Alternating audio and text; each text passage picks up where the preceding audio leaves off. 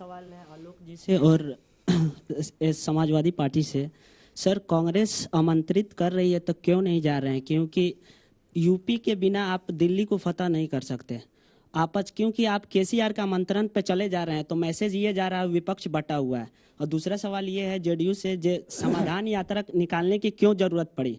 आप अपने आप को प्रेजेंस कराना चाहते हैं 2024 में मैं भी विपक्षीय पार्टी के तौर पे एक जानता देखे। और तीसरा सवाल है बीजेपी से। सर, आपके साथ जितने भी सहयोगी थे, चाहे वो अकाली दल हो चाहे महाराष्ट्र में, तो वहां पे तो आपका सहयोगी चले गए हैं। ओम प्रकाश राजभर का थोड़ा सा सुर मिल रहा है, आगे आपकी चुनौती क्या होगी? सबके बदले तुम ही पूछ लोगे? चलो ठीक है, एक साथ जवाब लेंगे। हाँ। मेरा क्वेश्चन कांग्रेस के स्पोक पर्सन से है। सर, राहुल गांधी जी जो भारत जोड़ो यात्रा चला रहे हैं, वो भारत टूटा हुआ था ही कब? जो सरदार वल्लभ भाई पटेल ने भारत जोड़ा था, क्या वो भारत जुड़ा नहीं था क्या उस टाइम, जो कि राहुल गांधी जी को ये कदम उठाना पड़ा? ठीक है, अब आप लोग अपना अपना सवाल याद कर चुके होंगे, इसके बाद मैं आप कर लूंगी, वेट कर लीजिए। देखिए, मुझे लगता है कि भारत जोड़ो यात्रा का जो मूल उद्देश्य था कि आज सामाजिक तरीके पर पूरी तरह से एक गरीब और अमीर की खाई बढ़ती चली जा रही है। मुझे लगता है उसको पाटने की आवश्यकता है। और भारत जोड़ो यात्रा की मेरे छोटे भाई ने शायद पूरी तरह से उसको पढ़ा नहीं कि वो किस वजह से है। केवल ज्योग्राफिकली नहीं होता है, और आज ज्योग्राफिकली भी, भौगोलिक आधार पर भी चाइना जिस तरह से जगह जगह घुसकर बैठ गया है हमारी जमीन पर, वो उसके खिलाफ भी बोलने की आवश्यकता है। लेकिन दुर्भाग्य है कि कोई बोल नहीं रहा है, ना कोई सवाल पूछता है।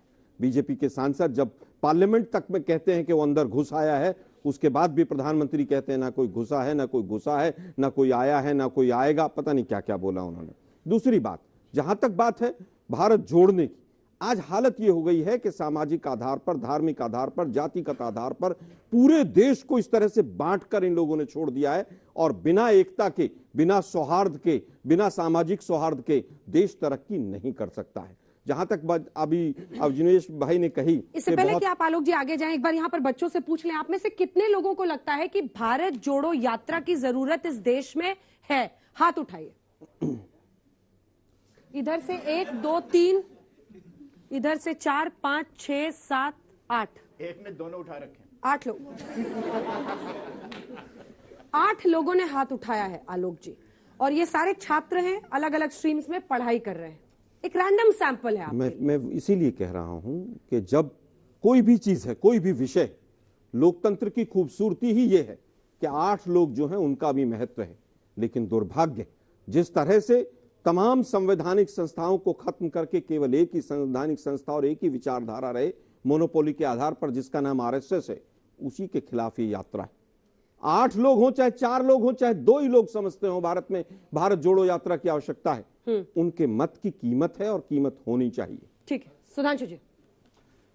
देखिए, जो प्रश्न हमसे पूछा गया था उसका उसका भी जवाब। आपके तो सारे बिछड़े सभी बारी बारी, अरे हम सब गए। देखिए, हम वो पार्टी हैं जिसने अपना बड़ा कद होते हुए अपने से छोटी पार्टियों को नेतृत्व दिया। यहां से प्रारंभ करता हूं। जब हमारी समता पार्टी से 95 में गठबंधन हुआ, 7 सीटें बिहार विधानसभा में समता पार्टी की, 42 हमारी। पूरे लालू प्रसाद यादव जी के शासनकाल में नेता प्रतिपक्ष हमारा।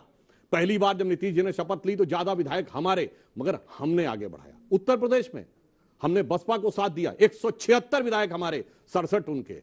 दक्षिण भारत में, कर्नाटक में हमने जेडीएस को बढ़ाया, 40 विधायक उनके, 84 हमारे, हमने उनका सीएम बनाया। मगर हमसे जो अलग हुआ, तो अब आप देख लीजिए, विनम्रता से कहना चाहता हूं, हमसे अलग होने के बाद शिवसेना की सीटें ज्यादा या हमारी?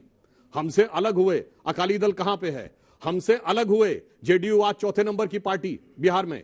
हमसे जो अलग हुआ और इनसे जो अलग हुआ, साथी तो छोड़िए, पार्टी के अंदर वाले, ये ममता बनर्जी तो आपकी पार्टी में थी, बाहर आई, हैसियत, तो आपके साथ हैसियत खत्म। अरे आपकी पार्टी में तृणमूल कांग्रेस तो आपके साथ रही है। जगन मोहन रेड्डी वाईएसआर कांग्रेस बाहर निकले, हैसियत पे ला दिया आंध्र प्रदेश में। शरद पवार राष्ट्रवादी कांग्रेस बाहर निकले, हैसियत पे ले आए। और जो बाहर गए उनकी हैसियत बन गई, मगर आपकी हैसियत कम होती चली गई। उसका कारण जानते क्या है?